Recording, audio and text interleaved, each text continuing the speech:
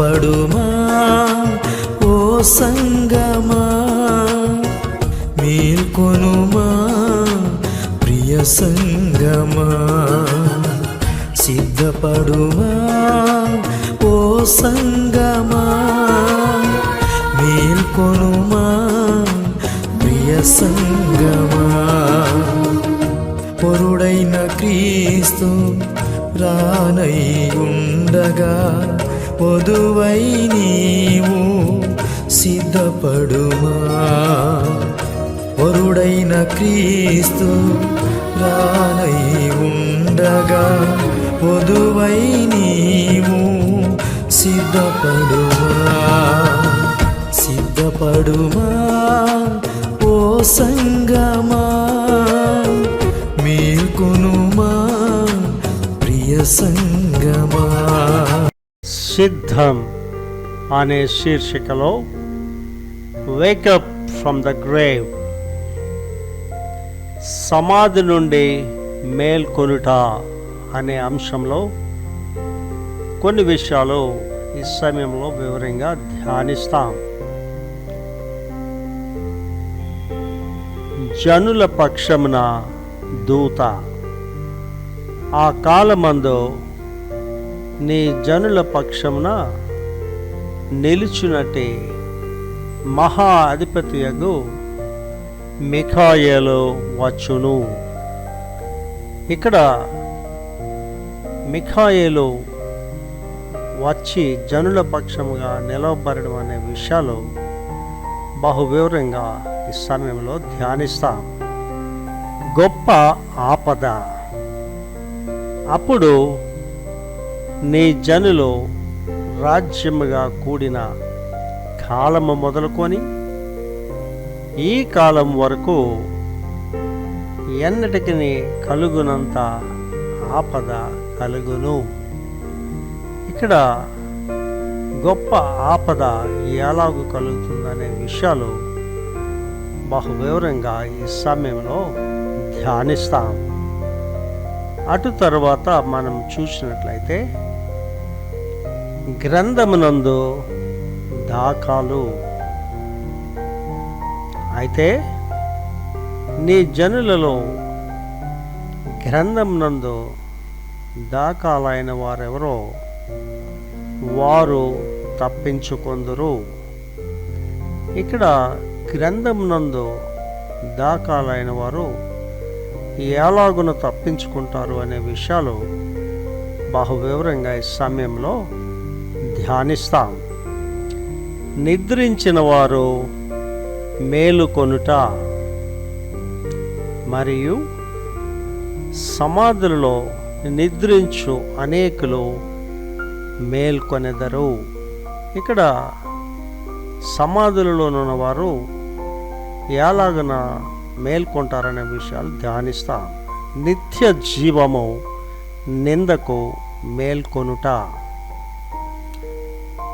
కొందరు నిత్య జీవము అనుభవించుటకును, కొందరు నింద పాలగుటకును, నిత్యముగా హేయులగుటకును మేల్కొందురు. ఇక్కడ నిత్య జీవమునకు నిందకు ఎలాగున మేల్కొంటారనే విషయాలు బహు వివరంగా ఈ సమయంలో ధ్యానిస్తాం.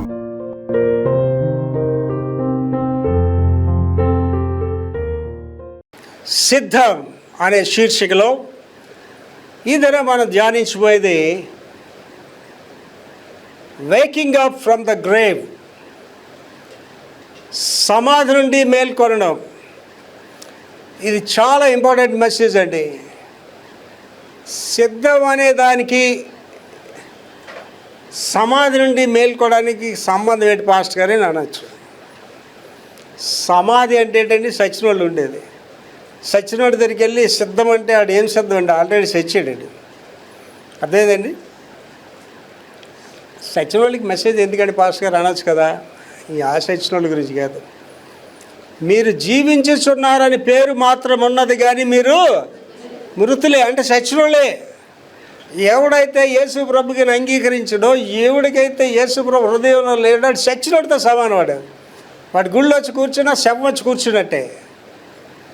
యేసు ప్రభు నీకు రక్షకుడిగా, విమోచకుడిగా నీ జీవితంలో లేకపోతే నువ్వు చచ్చిన వాడివే, చచ్చిన దానివే. That's very important thing. నా వరకండి నేను 100% చెప్తానండి, దేవుడిలో ఉన్నాను, నేను దేవుడితో ఉన్నాను, దేవుడికి ఇష్టడిగా నేను జీవిస్తున్నా. అదేంటండి పాస్టర్ గారు అలాగే ఎలాగనుకుంటామండి అంటే కొంతమంది ప్రసంగులు ఎవడ తప్పులు చేయడు, తప్పులు మనం చేస్తాం, అందరూ తప్పులు చేస్తారండి. నేను అది ఒప్పుకొని నా మాటకి మనం తప్పులు చెయ్యకూడదు అంతే. అదేంటండి పాస్టర్ గారు సాధ్యం అంటే ఎందుకు సాధ్యం కాదండి? రాజా నిష్కాకి వెళ్ళి యోషియా చెప్పాడు. ఏం చెప్పాడు? రాజా నీ పని అయిపోయింది, అన్నీ సరిదీసుకోనాడు. ఆహా నా పని అయిపోయింది అనుకున్నాడండి. ఆయన ఏం చేశాడండి? గోడ వైపు తిరిగి ఏమాట వాడాడండి? దేవా నీ ఎదుట నేను ఎలాగో జీవించుతున్నా జ్ఞాపకం చేసుకో. ఇప్పుడు ఇందాక నేను చెప్పిన మాటలు వర్తిస్తాయండి అక్కడ. నేను అలాగే ప్రార్థన చేస్తానండి దేవుడితో, దేవా నేను నీ గురించి ఎలా జీవిస్తున్నావు జ్ఞాపకం చేసుకో. దేవుడు మహిమ కొరకు చెప్తున్నానండి. తలంపులో కూడా నేను తప్పు చేయటం లేదు, తలంపులో కూడా దేవుడికి ఇష్టడిగా జీవిస్తున్నాను 100%. నేను దేవుడు ప్రతిరోజు అడుగుతాను ఉదయపూట, ప్రభువా I want to be transparent in your sights. దేవా నీ దృష్టి ఎదుట నేను స్పష్టంగా కనిపించాలి ఇలాగా. అలాగే I want to be transparent to the people, ప్రజలు ఎదుటగా నేను అలాగే ఉండాలి. క్రైస్తవ జీవితం అంటే ఏంటంటేనండి, క్రీస్తు యేసుని మన ఇతరులకి చూపించడం, అదే క్రైస్తవత్వం. క్రైస్తవుడు అనే మాటకి అర్థం ఏంటంటే క్రీస్తు యేసుని కలిగిన వాడు. నువ్వు జీవిస్తున్న ప్రదేశంలో ఈమె క్రైస్తవురాలు, ఇతను క్రైస్తవుడు, నువ్వు చదువుకుంటున్న ప్రదేశంలో ఈమె క్రైస్తవురాలు, ఈడు క్రైస్తవుడు అని చెప్పాలి నేను చూసి. అలాగే ఎక్కడైనా సాధ్యం అంటే సాధ్యం. నేను షిప్ యార్డ్లో 18 సంవత్సరాలు పనిచేశాను. 18 సంవత్సరాలు నన్ను పాస్ట్ గారు అని పిలిచేవారు. అక్కడ ఆ లేజర్ టైం వస్తే అక్కడ కూడా వాక్యాలు చెప్పాడు, ప్రబోధాలు చేసేవాడిని. అక్కడ కూడా ఎక్కడికి వెళ్ళినా సరే నేను పాస్ట్ గారు అని అంటారు. ఎక్కడికి వెళ్ళినా సరే ఎవరు కనిపిస్తారని మనలో యేసు ప్రభు కనిపించాలి. ఇది ఎలా సాధ్యం పాస్ట్ గారు అంటారు. అండ్ ఒక బొగ్గు గనులో పనిచేస్తాడు ఉంటాడు, లేదా బొగ్గు జట్టిలో పనిచేస్తాడు ఉంటాడు. వాళ్ళ డ్యూటీ నుంచి పైకి వచ్చి అటు చెప్పవసలేదు బొగ్గుల కంపెనీలో పనిచేసాడని. అదంతా ఒళ్ళంతా ఏముంటుందండి, ఆ బొగ్గు ఉంటుంది వాళ్ళు. అలాగే సిమెంట్ ఫ్యాక్టరీలో పనిచేస్తున్నాడు ఉంటాడు. వాడు ఖాళీ టైంలో పైకి వస్తారు వాళ్ళు, ఆ టీ కొట్టుకి అక్కడికి వస్తారు. వాడు సిమెంట్ కంపెనీలో పనిచేసిన అడగవసరం లేదు, ఒళ్ళంతా ఏముంటుందండి, సిమెంట్ ఉంటుంది.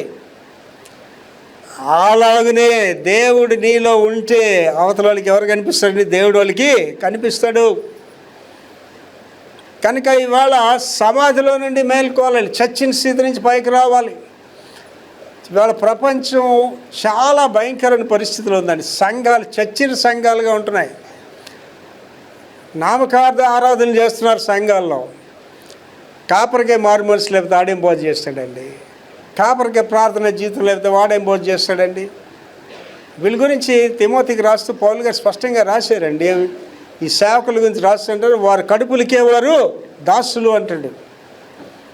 దయ్యముల బోధ అంటాడు, దయ్యముల బోధ ఇంత లక్ష్యముంచి అంటాడు.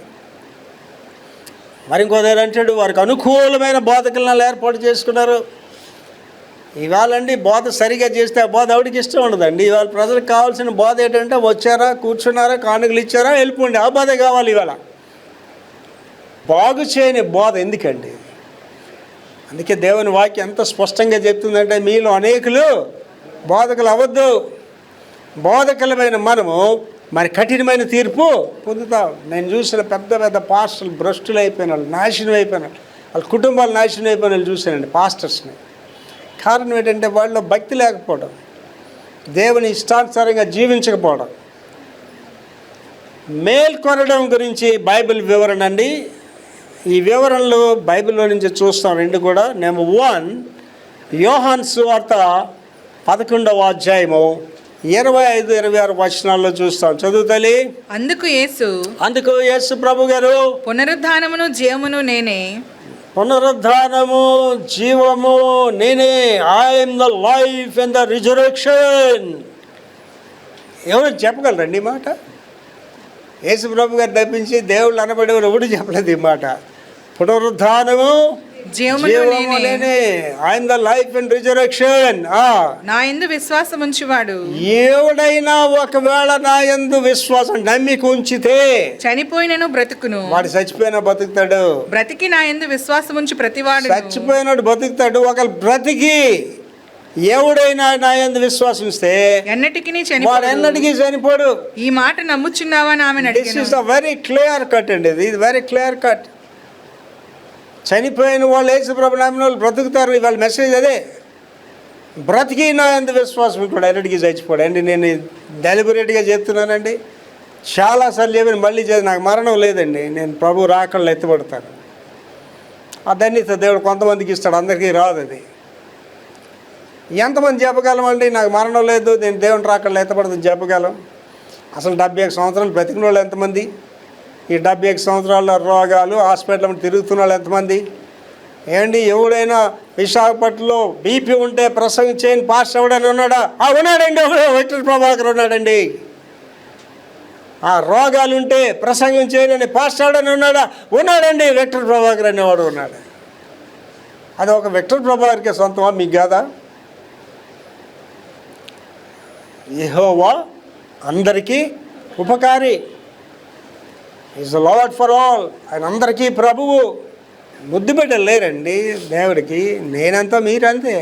నేను స్వతంత్రించుకుంటున్నాను, మీరు స్వతంత్రించుకోవట్లేదు అంతే. డాక్టర్లు అమ్ముతున్నారు, డాక్టర్లు వెంబడి తిరుగుతున్నారు. నేను చెప్తానండి, మైక్లో ఉన్న ప్రపంచంతో చెప్తాను, రోగులైన కాపర్లారా ప్రసంగాలు చేయకండి ఇవాళ నుంచి. ఒకళ్ళు చేస్తారా డబ్బులకి, కడుపుని చేస్తారో చేసుకోండి, కానీ చెప్పండి నేను దొంగ పాస్టర్ని, నాకు అన్ని రోగాలు ఉన్నాయి, కానీ వాక్యం చెప్తేనే బ్రతకగలను కాబట్టి చెప్తున్నానని చెప్పుకో నువ్వు. కానీ ఒక సాక్షిగా మాత్రం చెప్పొద్దు నువ్వు. చాలా ఇంపార్టెంట్ థింగ్ అండి. దేవుని సాక్ష్యాన్ని నువ్వు కలిగి ఉండాలి. యేసు ప్రభు నాకు చేశాడు, నీకు చేస్తాడని చెప్పాలి. యేసు ప్రభు నేను రుచి చూశాను, మీరు రుచి చూడండి అని చెప్పాలి. దేవునికి అసాధ్యమైనది ఏది లేదని చెప్పాలి. నువ్వు నీ జీవితంలో చెప్పాలి, నీ అనుభవంలో చెప్పాలండి. మళ్ళీ ఒకసారి చదివిరంతా. అందుకు యేసు పునరుద్ధానమును జీవమును నేనే. పునరుద్ధానము జీవము నేనే. నా యందు విశ్వాసం ఉంచువాడు ఎవడైతే యేసు ప్రభు నమ్ముతాడో చనిపోయినను బ్రతుకును. మీరు చచ్చిపోయినా బతుకుతారండి, గ్యారంటీ. అందరూ డౌట్ లేదు. బ్రతకడం అంటే ఏంటంటే దేవుని రాజ్యంలోకి వెళ్తారు. తర్వాత బ్రతికి నా యందు విశ్వాసం ఉంచి ఒకవేళ బ్రతికి విశ్వాసం ఉంచారనుకోండి, మీ రోజులు బాగుండి ఇప్పుడే కడబరు రోగింది అనుకోండి, ఏటవుతారండి మీరు? లేపబడతారు. ఇక మరణం చూడరు. మీరు కూడా మరణం చూడడం వాడు విక్టర్ ప్రభాకర్ ఒకటే కదండి, 3 మంది ఉంటారు ప్రపంచంలో. ఆ కడబోరం నోగేసరికి ఎంతమంది సిద్ధంగా ఉన్నారో వాళ్ళందరూ లేపబడతారు. ఈడాడని లేదండి. రెండోది కూడా బైబిల్ వివరణలోనే చూస్తామండి. ఎఫెస్సి పత్రిక 5వ అధ్యాయం 10 నుంచి 16. ఎఫెస్సి 5:10 నుంచి 16. గనుక ప్రభువుకి ఏది ప్రీతికరమైనదో దానిని పరీక్షించచ్చు వెలుగు సంబంధుల వలె నడుచుకునుడి. దిస్ వెరీ ఇంపార్టెంట్ థింగ్ అండి. ఇక్కడ కూర్చున్న వాళ్ళందరూ కూడా మీరు గమనించుకోండి. దేవుడికి ఏది ప్రీతికరమో దాన్ని పరీక్షించండి. రెండవ భాగం ఏంటండి? వెలుగు సంబంధుల వలె నడుచు. వెలుగు సంబంధం వల్ల నడుచుకోండి. మొదటి భాగాలు చదువుతాలి. గనుక ప్రభువుకి ఏది ప్రీతికరమైనదో. ఎవరికి ప్రీతికరంగా నువ్వు జీవిస్తున్నావు అండి? ప్రియుడికి ప్రీతికరంగా జీవిస్తున్నావా? ప్రియురాలికి ప్రీతికరంగా జీవిస్తున్నావా? భర్తకు ప్రీతికరంగా జీవిస్తున్నావా? భార్యకి ప్రీతికరంగా జీవిస్తున్నావా? తల్లిదండ్రులకు ప్రీతికరంగా జీవిస్తున్నావా? బిడ్డలకు ప్రీతికరంగా జీవిస్తున్నావా? ఎవరికి నువ్వు ప్రీతికరంగా ఉండాలి? చదవమా. గనుక ప్రభువుకి ఏది ప్రీతికరమైన దేవునికి నువ్వు ప్రీతికరంగా ఉండాలి. ఏంటి నేను నా గురించి ఎంత గొప్పగా చెప్తానంటే, దేవుడికి నేనంటే చాలా ఇష్టం అండి. ఈ లవ్స్ మీ వెరీ మచ్. అంటే గత వారంలోనైతే ఒక పెద్ద సంస్థ డైరెక్టర్ 55వ సంవత్సరంలోనే చనిపోయాడు. ఆయన హార్ట్ అటాక్లో చనిపోయాడు. ఆ భార్య ఉంది, 2 కొడుకులు కూతురు. ఆర్థిక అద్దెడు వచ్చింది. ఎంతో ఔన్నత్యంగా జీవించేవారు. Is an international director. ఇవాళ ఆర్థిక అద్దెల్లో ఉన్నారు. మన ఊర్లోనే ఎక్కడో ఇంకొక ఊర్లో ఉన్నారు. నేను ఫ్రైడే ప్రేయర్లో ఉన్నాను. నేను ఇంకా స్టార్టింగ్ ప్రేయర్ అనమాట. ఆ మేడం ఫోన్ చేశాడు నాకు, బాధపడుతూ అయ్యగారి కష్టాలు ఉన్నామండి. నాకు ఎంత బాధ అనిపించిందంటేనండి, వాళ్ళ ఔన్నత్యంలో ఉండేటప్పుడు నేను ఒక సామాన్య మనిషిగా ఉండేవాడిని.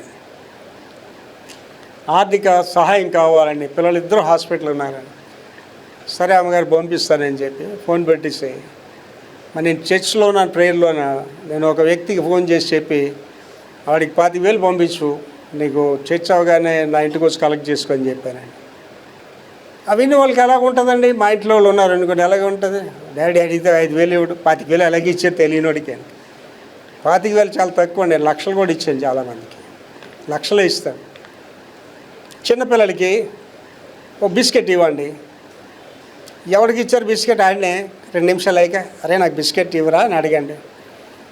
ముండోడు నేను ఇవ్వను అంటాడు. చిన్నవాళ్ళు కూడా తెలివితేటలోనే వాళ్ళు ఉంటారు.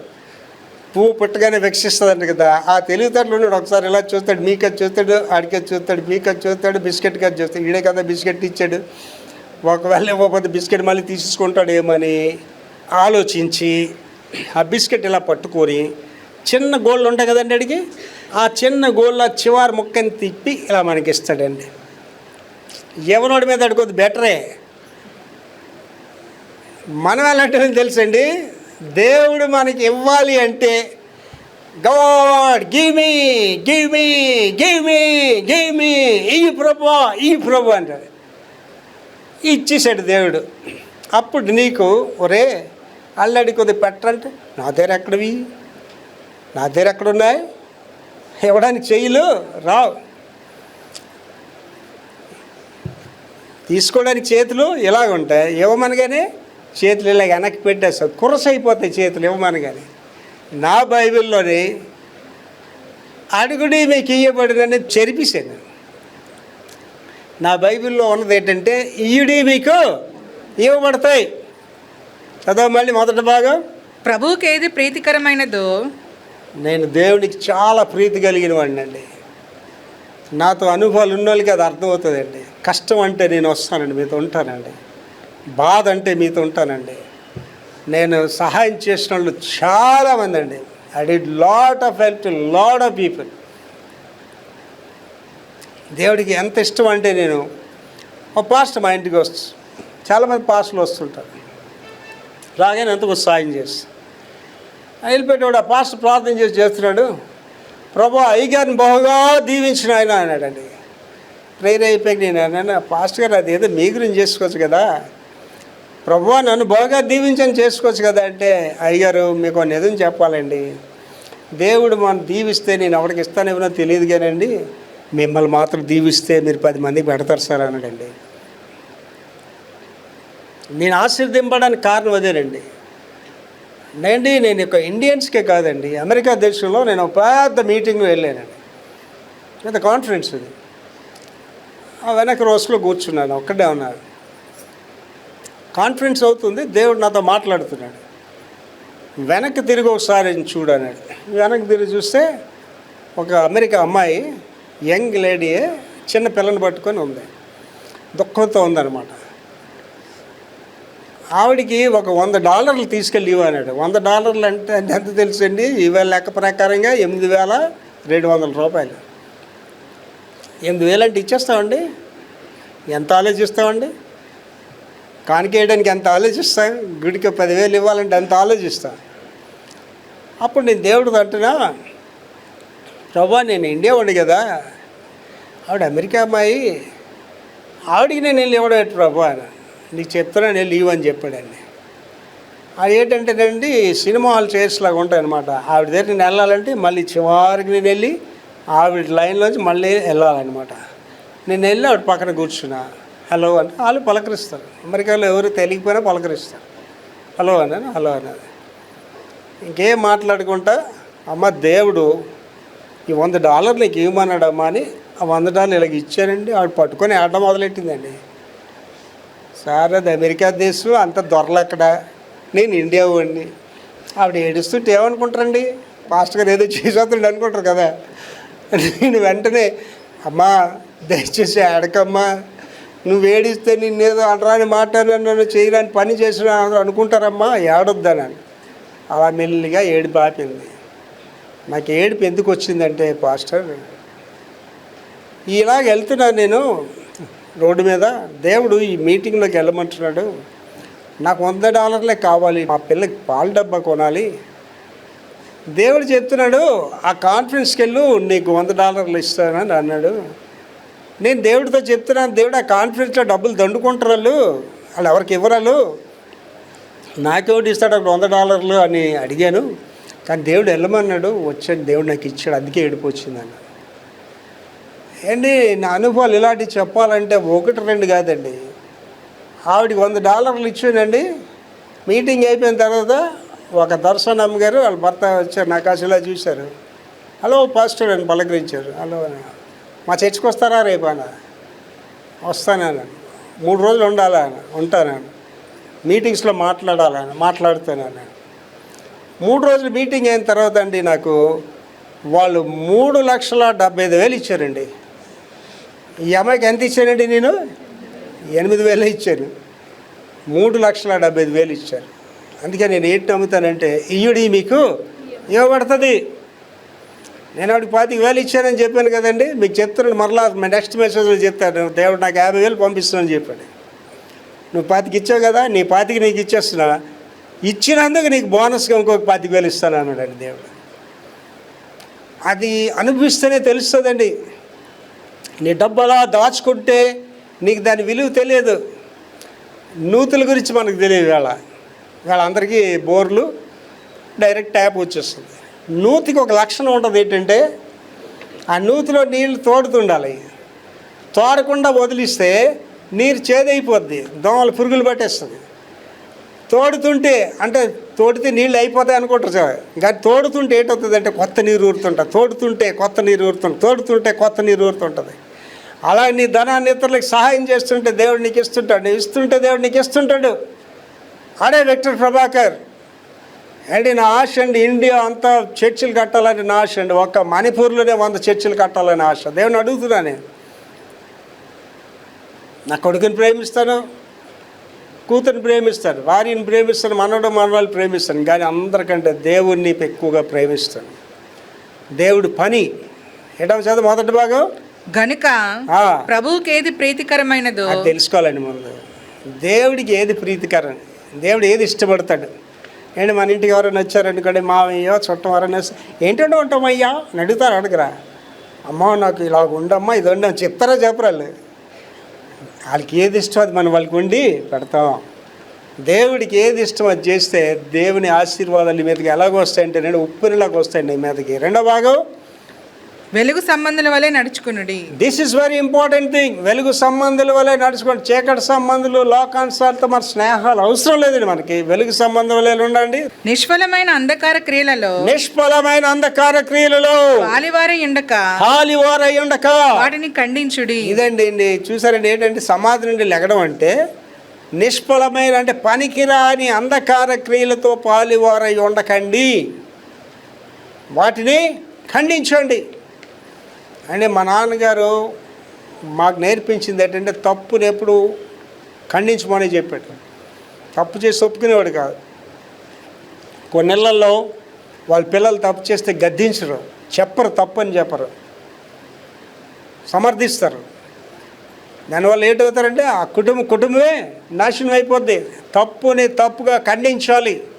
ఏమంటున్నాడమ్మా? నిష్ఫలమైన అంధకార క్రియలలో పాలివారై ఉండక. చీకటి దాంట్లో మీరు పాలివారై ఉండకండి. ఆ మరణంలోంచి పైకి రండి, ఆ చీకటిలోంచి వెలుగులోకి రండి, వాటిని ఖండించండి. తర్వాత ఏలయనగా ఎందుకంటే అట్టి క్రియలు చేయువారు రహస్యమందు జరిగించు పనులను గూర్చి. అంటే రహస్యం తప్పులు ఎక్కడ చేస్తారండి? భర్త ఎదురుగా ఇంకొక పౌరుడితో తప్పు చేస్తుందా? భార్య ఎదురుగా ఇంకో స్త్రీతో తప్పు చేస్తాడా? ఎక్కడ చేస్తారు? రహస్యంగా చేస్తారు.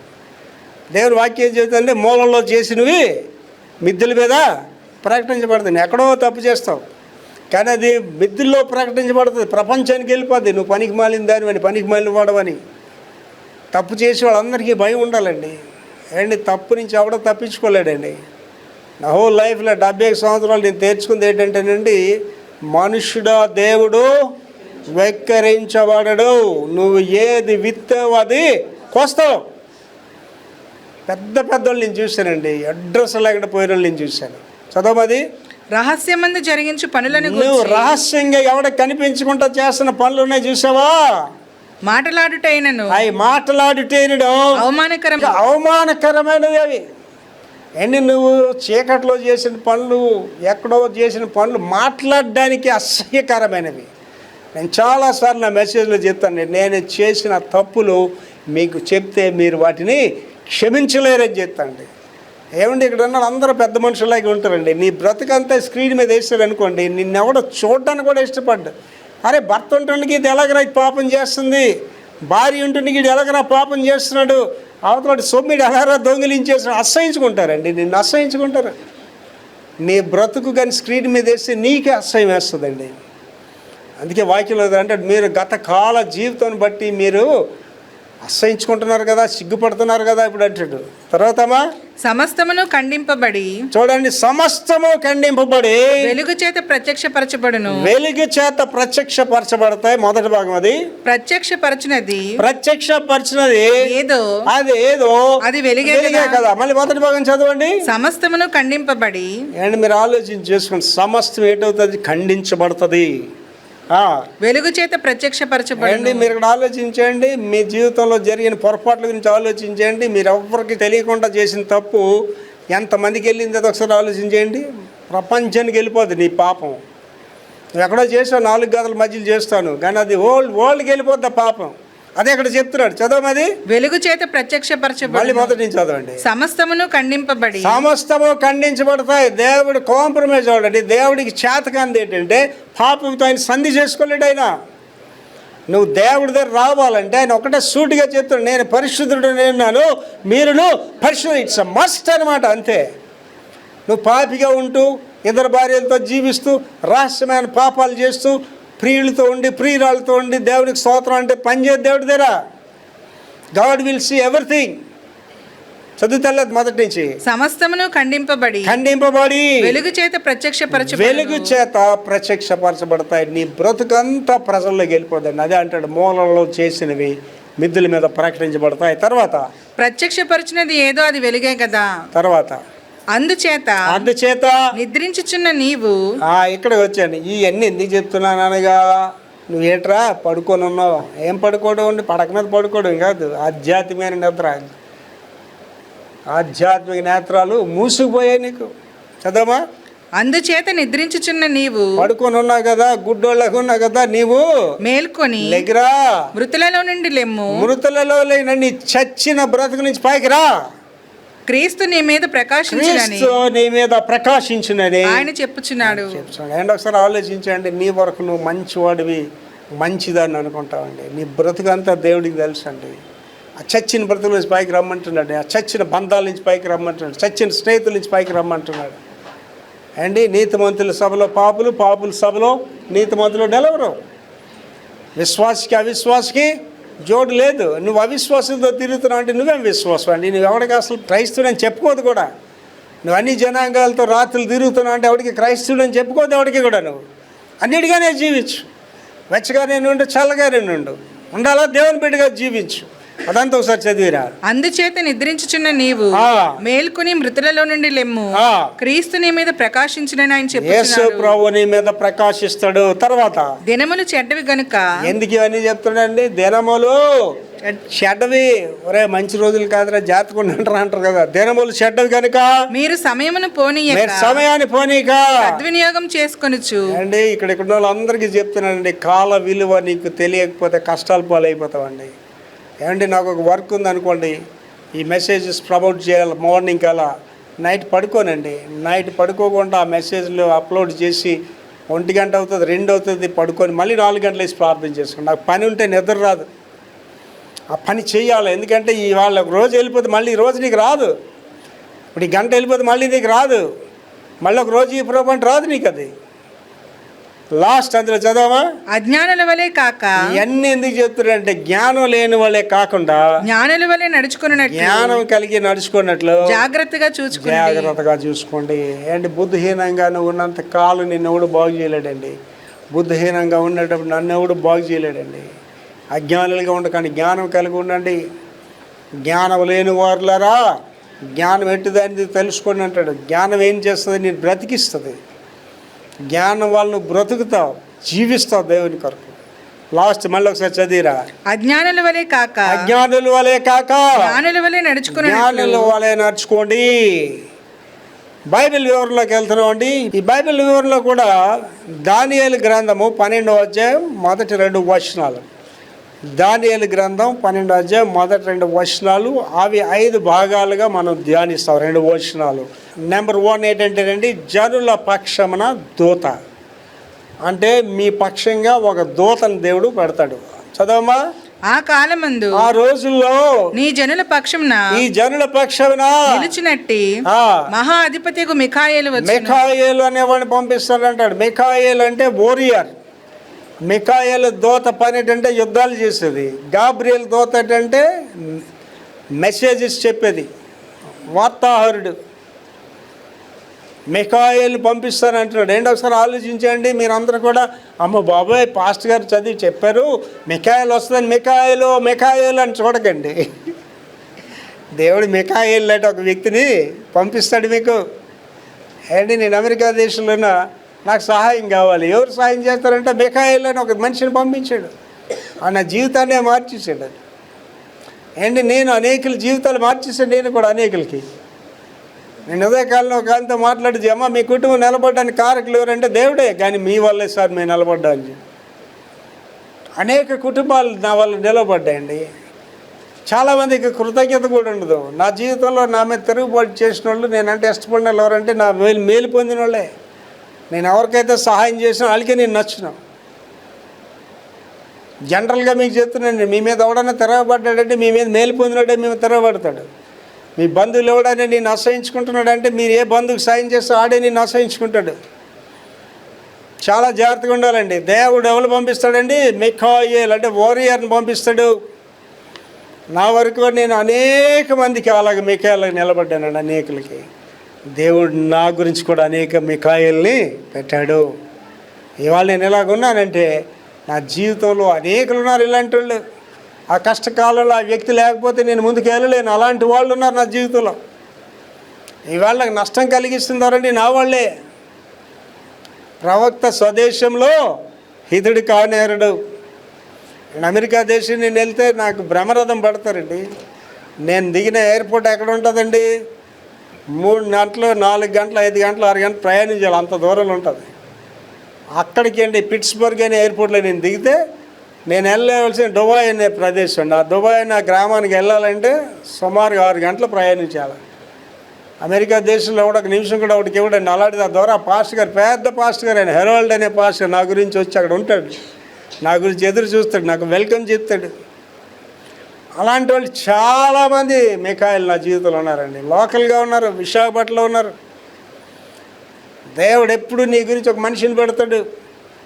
దేవుడు ఎప్పుడు నీకు ఒక ద్వారం తెరిచి ఉంచుతాడు. నిన్ను విడిచిపెట్టడైనా. సింహపు పిల్లలు లేమి కొనును కానీ యెహోవాను ఆశ్రయించే వారికి ఏ మేలు కొదిచ్చాడు. నువ్వెప్పుడు నేను ఒంటరాన్ని నాకు ఎవరు లేరు అనుకోకండి. దేవుడు నీకు ఒక ఆధారకర్తను పంపించిస్తాడు. అదే మిఖాయేలు. గొప్ప ఆపద చదువుతలే. అప్పుడు నీ జనులు రాజ్యముగా కూడిన కాలం మొదలుకొని ఈ కాలం వరకు అన్నిటికీ కలుగునంత ఆపద కలుగును. ఆపదలు ఏంటి? దానియేలు అంచె దినాల గురించి ప్రవచించాడు. దానియేలు గారి అంచె దినాల్లో ఈ జరుగుతున్న అన్నిటికీ ప్రవచించాడు. ఇదేం చెప్తున్నాడు మళ్ళీ చదవమా.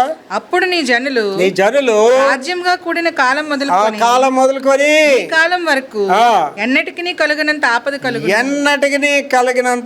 ఆపదలు. ఇవాళ ఆలోచించండి, ఇవాళ ఎంతమంది న్యూస్ ఫాలో అవుతున్నారో నాకు తెలియదు, కానీ న్యూస్ వినడం అనేది ఒక ఐటమ్గా పెట్టుకొని రోజులో వినాలి. నేను కంపల్సరీగా 4 గంటలకి లెగిసి ప్రార్థన, 1.5 గంటన్నర 2 గంటల ప్రార్థన చేస్తాను.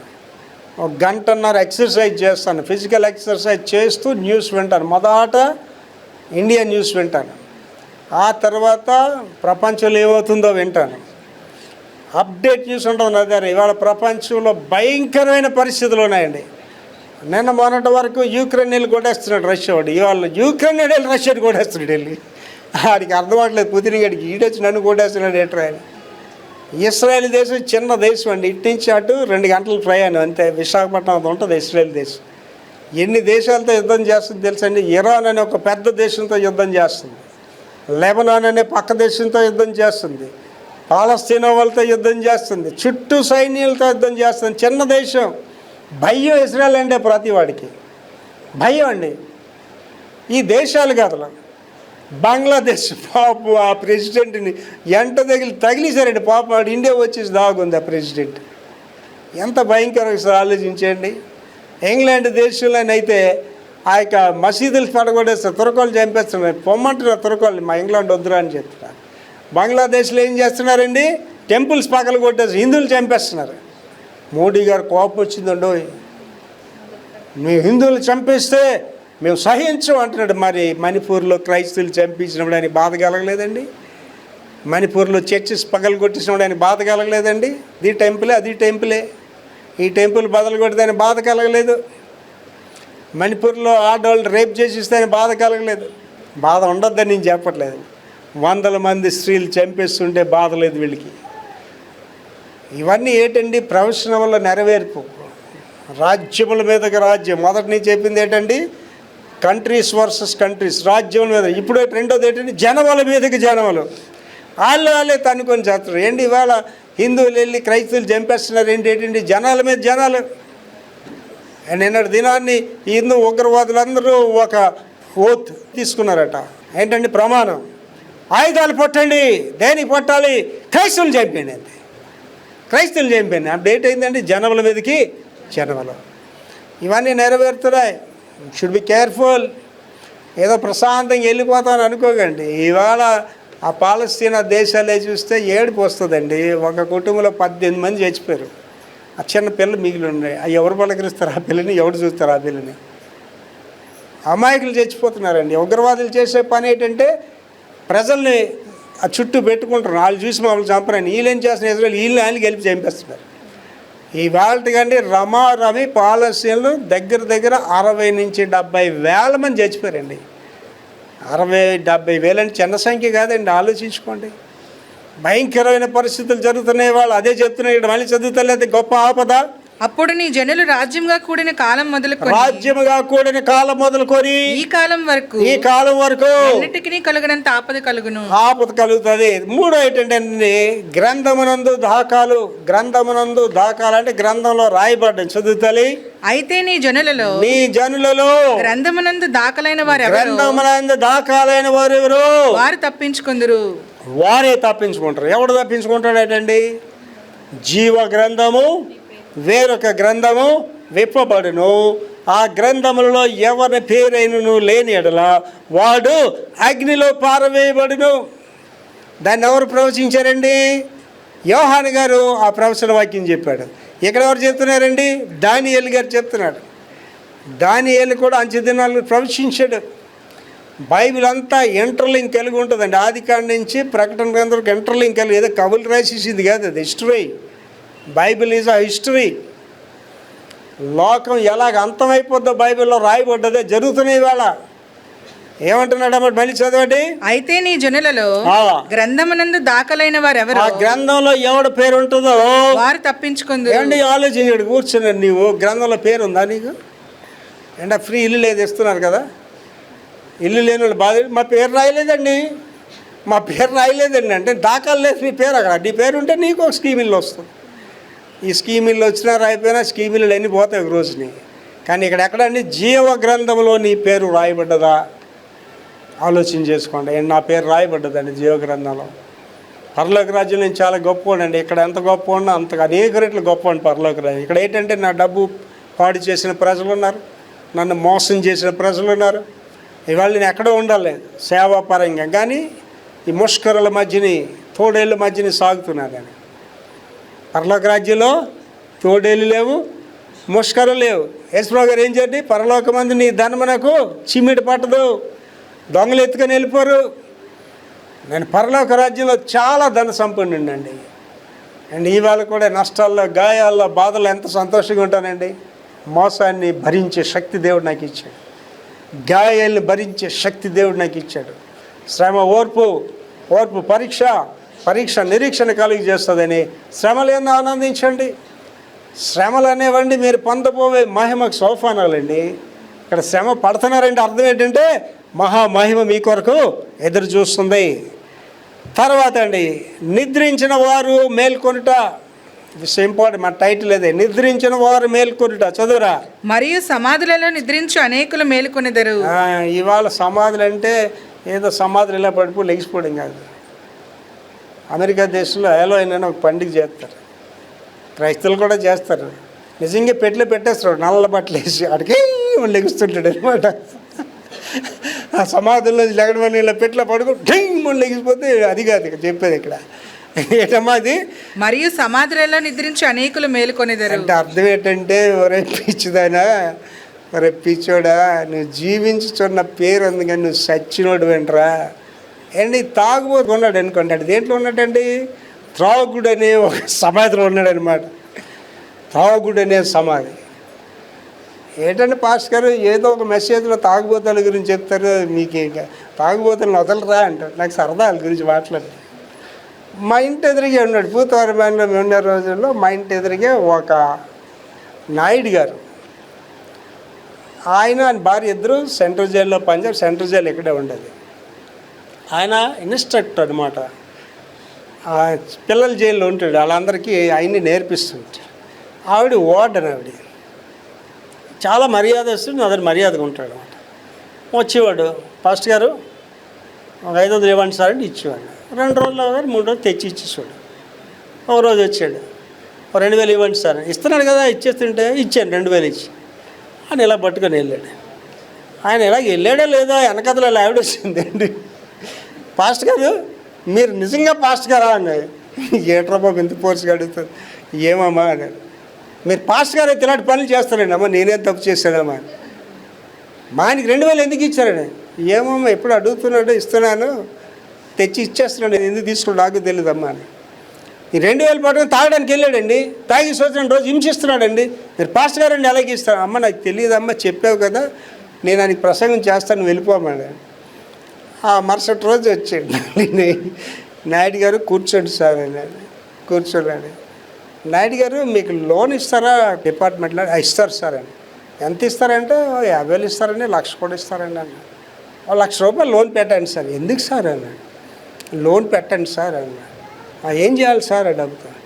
సార్ ఒక ప్లాస్టిక్ డ్రమ్ ఒకటి కొనిసుకోండి సార్ అన్నాడు. ఎందుకు సార్ అన్నాడు. ఆ ప్లాస్టిక్ డ్రమ్ము మీ ఇంట్లో పెట్టే మూలని ఆ డ్రమ్ము నిండా సారా నింపేయండి సార్ అన్నాడు. ఏం చేయాలి సార్ అన్నాడు. సార్ ఇలా ఎత్తి తాగాలంటే మళ్ళీ పని దానికి, ఆ డ్రమ్లో దిగిపోండి సార్ అన్నాడు. డ్రమ్లో దిగిపోయి అలా తాగి అందులోనే చచ్చిపోండి సార్. వాళ్ళకి ఎంత ఈజీ అంటే ఆ డబ్బాతోటి మిమ్మల్ని పట్టుకొని వెళ్ళిపోయి, ప్లాస్టిక్ డ్రమ్ అందుకే కొనమని చెప్పారనమాట. ఆ డ్రమ్తోటి మిమ్మల్ని పట్టుకొని వెళ్ళిపోయి అందులో ఒక అగ్గిపొలు ఎలా వేస్తే మంటలు వచ్చేస్తాయి సార్. మీరు సారా తాగిన నీళ్ళు ఉంటే, ఎవరైనా సారా తాగిపోతే లోడని ఉంటే ఆ సారా ఖాళీ అయిన తర్వాత అందులోకి అగ్గిపొలు ఇలా వేయండి, బగ్గమని మంట వస్తుంది, ఆ డ్రమ్తో కలిసి చచ్చిపోతారు సార్ అని. ఒకసారి నాకు అసలు ఇలా చూశాడండి. పాస్టర్ గారు అర్థమైపోయింది సార్ మీ బాధ నాకు. సార్ ఈ వాటి నుంచి తాగితే మీ చొప్పు పెట్టి నన్ను కొట్టండి సార్ అన్నాడు. నిజంగా మంచోడు అయిపోయాడు, తాగడమానేసాడండి. నిజంగా మా చిన్నప్పుడు ఒక పద్యం నేర్చుకున్నాను. ఎంతమంది చెప్పినా తాగడం మారనే మూర్ఖులు ఉంటారు కదా. మా చిన్నప్పుడు ఒక పద్యం నేర్చుకున్నాడంటే, తివిరి ఇసుమున్న దైలంబు తీయవచ్చు, తిరిగి మురగతుష్టిలోని నీళ్లు త్రాగవచ్చు. అంటే ఇసుకలోంచి నూనె తీయచ్చు, ఇప్పుడు తీస్తున్నారు కదా, పెట్రోల్ అంతా ఇసుకలోంచి వస్తుంది. తిరిగి మురగతుష్టిలోనే నీళ్ళు తాగు, ఎడారిలో కూడా నీళ్ళు ఉంటాయి, ఓయాసిస్లోనే. చేరి మూర్ఖుని మనసు రంజింపలేం. ఈ తాగుబోతాడు మార్చలేము. వాటి గురించి మనం ఏం ప్రార్థించాలంటే, ప్రభువా ఈడు ఒకరోజు ఆ సారాతోటి తాగి కృషించి చచ్చిపోయిన కృప చూపునైనా ప్రార్థించాలి. ఆడు చచ్చిపోయినప్పుడు ఏడకండి. తాగుబోతాడు ఎవడైనా చచ్చిపోయినప్పుడు, భర్త తండ్రి ఎవడైనా చచ్చిపోతే ఏడకుండా అందరు కేకులు పంచండి. ఒక దుష్టుడు పోయాడు మా ఇంట్లో నుంచి, దుర్మార్గుడు పోయాడని. వాడి వల్ల ఎంత నష్టం తెలుసండి. తాగుబోతుల వల్ల ఇంటికి, వాడి వల్ల గౌరవం పోతుంది, వాడి వల్ల ఆర్థికంగా నష్టపోతాం, వాడి వల్ల మర్యాద కూడా కోల్పోతాం. నా మాటలు కాదండి, బైబిల్లోనే. ద్రాక్ష రసము వెక్కిరింతల పాలు చేస్తుంది, అవమానంలో తీసుకొని వెళ్ళిపోతుంది. కనుక ఆ సమాధుల్లో ఉన్న త్రాగుబోతులారా పైకి రండి అంటున్నాడు దేవుడు ఇక్కడ. అలాగే పాపం అనే సమాధుల్లో ఉన్నవారులారా పైకి రండి, ధన వ్యామోహం అనే సమాధిలో ఉన్నవారులారా పైకి రండి. మళ్ళీ చదవం అది. మరియు సమాధులలో నిద్రించు అనేకులు మేల్కొంటారు, అందులో మనం ఉండాలి. లాస్ట్ అండి, నిత్య జీవము నిందకు మేల్కోడు. వీళ్ళు ఎందుకు మేల్కొంటారట? ఒకడేమో నిత్య జీవం వెళ్ళడానికి, ఒకడు నిత్య నిందకి వెళ్ళడానికి. చదువురా. కొందరు నిత్య జీవం అనుభవించుటకును, ఈ సమాధుల నుంచి లెగిస్తారు చూసారా, అందులో కొంతమంది ఏంటండి నిత్య జీవం అనుభవించడానికి లెగిస్తారు. కొందరు నింద పాలగుటకును, మరి కొందరు దేనికి లెగిస్తారట? నింద పాలడానికి లెగిస్తారు. నిత్యముగా హేయులగుటకును మేలుకొందరు. నిత్యముగా హేయులగుటకు అంటే ఈడు మారడు, ఇది మారదు. ఏంటి, నువ్వు ఒకసారి తప్పు చేస్తే అవతల వాళ్ళు నీకు క్షమిస్తారండి. నువ్వు తప్పులు చేసుకుంటూ వెళ్ళిపోతున్నావు అనుకోండి, వాళ్ళు నిన్ను ఆశ్రయించుకుంటారండి. ఒకసారి చేస్తే తప్పు అండి. ఇంగ్లీష్లో ఒక సైయింగ్ ఉంటుందండి, first look is not the sin అంటాడు. మొదటి చూపు పాపం కాదంటాడు. అంటే నువ్వు మంచి అందమైన అబ్బాయిని చూడొచ్చు, ఒక అందమైన అమ్మాయిని కూడా ఎదురైతే చూస్తాం కదా, తప్పు కాదు అంటాడు. సెకండ్ లుక్, మళ్ళీ రెండోసారి అమ్మాయి చాలా బాగుందిరా అని చూస్తేట దాన్ని ఏంటంటే టెంప్టేషన్ అన్నాడు, శోధన. First look is not the sin. మామూలు చూస్తాం, ఎదురైతే అందరూ చూస్తాం, అది తప్పు కాదు. రెండోసారి మళ్ళీ ఇంట్రెస్ట్కి చాలా బాగుందే బొమ్మలాగా అని చూస్తే అది ఏంటట? శోధనట. మళ్ళీ వెనక్కి మళ్ళీ అమ్మ బాబు ఎంత అందంగా ఉందిరా ఇదని చూస్తే that is called sin. That is called sin. తెలుగులో ఒక మంచి సామెత ఉందండి, మంచి మనిషికి ఒక మాట, మంచి గొడ్డుకి ఒక దెబ్బ. నువ్వు అలా తప్పులు చేసుకుంటూ పోతూ, నన్ను అడగట్లేదు కదా నా భార్యని, నువ్వు తప్పులు చేసుకుంటూ పోతూ, నన్ను అడగట్లేదు కదా నా భర్త, నువ్వు తప్పులు చేసుకుంటూ పోతే భర్తని నేను శిక్షించడం, భార్యని నేను శిక్షించగలను. ఒకరోజు నీకు నికృష్టమైన రోగాలు వచ్చి నాశనం అయిపోతావు. నీ వల్ల నీ కుటుంబానికి, ఇతరుల కుటుంబాలకి అవమానం వస్తుంది. అలా పతనం అయిపోయిన వాళ్ళని చాలామంది నేను చూశానండి. తప్పులు అందరూ చేస్తారండి. తప్పులు చేయడం మానవ సహజం, తప్పు చేయనుడు ఒకడు ఉన్నాడు. తప్పులెన్ను వారు తండోపతండంబు నురువు జనులకల్లా ఉండు తప్పు. తప్పుని విడిచిపెట్టినోడే ఆశీర్వదింపడతాడండి. దావీదు తప్పుని కప్పుకొనక ఒప్పుకొని విడిచిపెట్టబడ్డాడు. దావీదు దీవించబడ్డాడు. ఒక దావీదే కాదు, విక్టర్ ప్రభాకర్ ఎందుకు దీవించబడ్డాడంటే నేను అనేకమైన తప్పులు అన్నీ విడిచిపెట్టాను, వాళ్ళ జోలికే వెళ్ళట్లేదు. నేను ఇవాళ తలంపులో కూడా తప్పు చేయట్లేదని చెప్తున్నానండి. మంచి మనుషులుగా జీవిద్దాం, బ్రతుకు కలిగి జీవిద్దాం.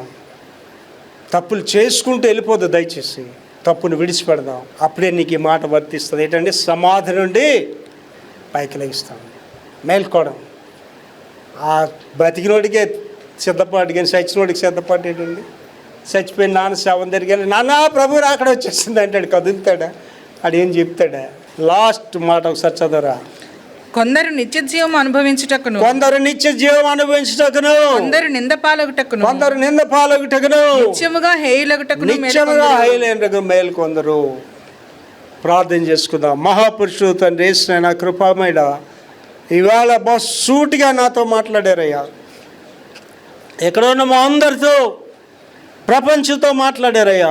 చచ్చిన స్థితుల నుండి, పాపపు బ్రతుకుల నుండి, మోసకరమైన జీవితాల నుండి బిడ్డలు విడిపించి నీతి సాధనలుగా జీవింప చేయమని యేసు పరిశుద్ధ నామములో వేడుకుంటున్నాం తండ్రి.